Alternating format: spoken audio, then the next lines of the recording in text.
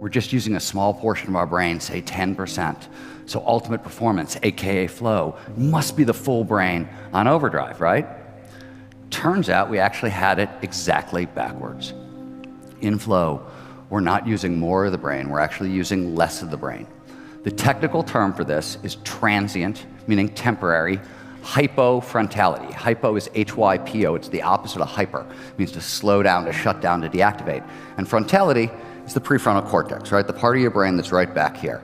Now, this is an extremely powerful part of your brain. It handles complex, logical decision-making. It handles long-term planning.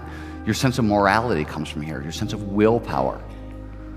In flow, this portion of the brain shuts down.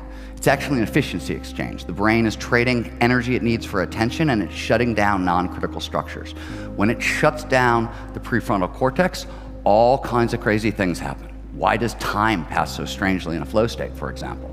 Time, it turns out, is calculated all over the prefrontal cortex. And as parts of it wink out, you can no longer separate past from present from future. We're plunged into a state researchers talk about as the deep now.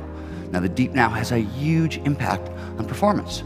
If you think about most of your fears, most of your anxieties, very few of them are in the right here, right now. They're usually horrible things that happened in the past that we'd like to avoid happening again, or they're scary things that might, maybe could happen in the future, right? And we'd like to steer around it. When we end up in the deep now, when time gets shut down in a flow state, anxiety disappears. Your stress hormones flood out of your system.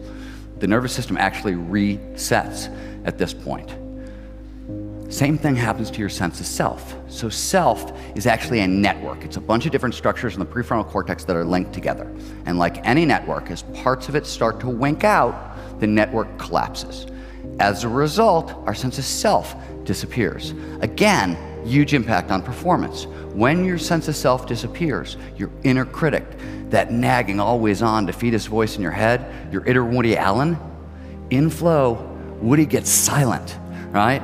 So we experience this as liberation, as freedom. We are actually getting out of our own way, literally, right? As a result, risk-taking goes up. Creativity, because you're no longer doubting every one of your neat ideas, goes up. In flow, we're not using more of the brain, we're actually using less of the brain.